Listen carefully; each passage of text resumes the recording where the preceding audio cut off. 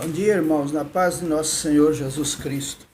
Gostaria de ler com os irmãos no capítulo 9 de Isaías, que fala sobre o advento e o poder do Messias.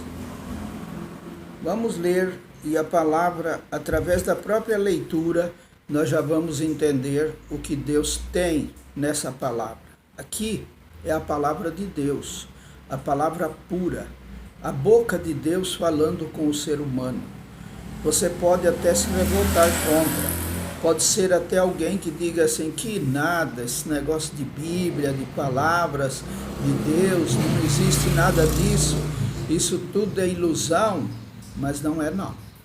Pode estar certo que a palavra de Deus, que a Bíblia Sagrada é a boca de Deus e que o homem que escreveu-a foi inspirado pelo Espírito do Senhor para escrever.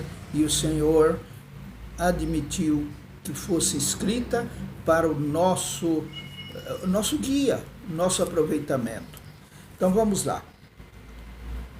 Mas a terra que foi angustiada não será entenebrecida. Ele envileceu nos primeiros tempos. A terra de Zebulão e a terra de Naftali, mas nos últimos a enobreceu, junto ao caminho do mar, além do Jordão, a Galiléia dos gentios. O povo que andava em trevas viu uma grande luz, e sobre os que habitavam na região da sombra de morte, resplandeceu a luz. Tu multiplicaste este povo e a alegria lhe aumentaste.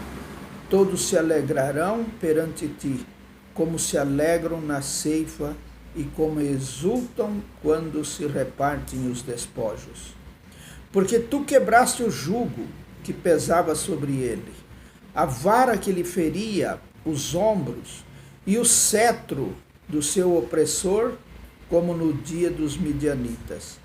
Porque toda a armadura daqueles que pelejavam com ruído e as vestes que rolavam no sangue serão queimadas, servirão de pasto ao fogo. Sabe por quê?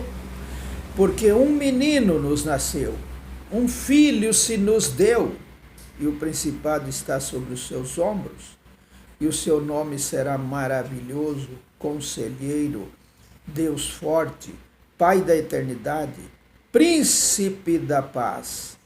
Do incremento deste principado e da paz não haverá fim, sobre o trono de Davi no seu reino, para o firmar e o fortificar em juízo e em justiça, desde agora e para sempre. O zelo do Senhor dos Exércitos fará isto. Graças a Deus. Essa palavra que confirmou aqui o zelo do Senhor dos Exércitos fará isto, já para mim é elevado nessa mensagem. E também não precisamos meditar de versículos em versículos, como fala aqui que a terra foi angustiada, não era entenebrecida, ele envelheceu ela nos primeiros tempos, mas depois ela foi exaltada, enobrecida, graças ao Senhor. Essa terra é Cristo, ao caminho do mar, além do Jordão, a Galiléia dos gentios. Veja só, Isaías aqui, aproximadamente 700 anos antes de isso acontecer, ele profetizou, o Senhor é o Senhor.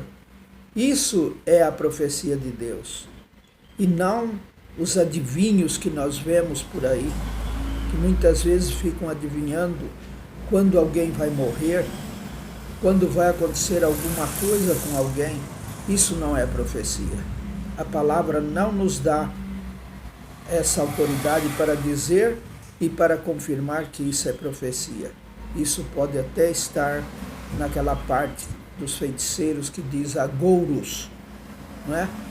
Mas graças ao Senhor, profecia é de vida. O Senhor, quando profetiza, ele profetiza vida, graças ao Senhor. É claro que muitas vezes ele profetizou morte, porém, naquelas mortes haviam também o desenrolar das vidas que precisaram dessas mortes. Mas aqui está claro que o Senhor profetiza o que é vida. Então ele continua aqui dizendo que o povo andava em trevas, mas quando eles estavam andando em trevas, eles viram uma grande luz.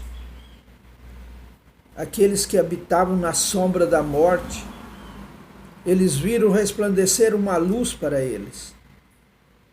E aí então, Isaías aqui na sua profecia, ele fala: Ô Senhor, Tu multiplicaste este povo, Tu deste alegria, Tu aumentaste eles, todos se alegrarão perante Ti, como se alegram na ceifa e como exultam quando se repartem os despojos.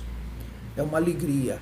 Eu já tive esse privilégio de estar em ceifas de produtos literais e é muita alegria quando a gente está ceifando, quando a gente vê uma colheita.